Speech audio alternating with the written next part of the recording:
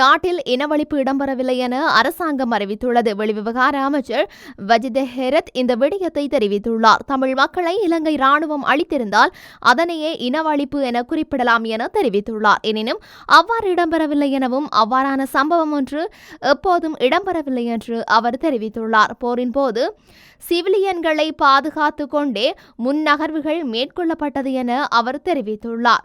இறுதிக்கட்ட போரின் போது தமிழீழ விடுதலை புலிகள் பொதுமக்களை மனித கேடயங்களாக பயன்படுத்திய போதிலும் படையினர் அவர்களை மீட்டிருந்தனர் என அவர் தெரிவித்துள்ளார். இலங்கையில் இனவழிப்பு மேற்கொள்ளப்பட்டதாக எந்தவொரு நாட்டிலும் சாட்சியங்களுடன் நிரூபிக்கப்படவில்லை என அவர் தெரிவித்துள்ளார்.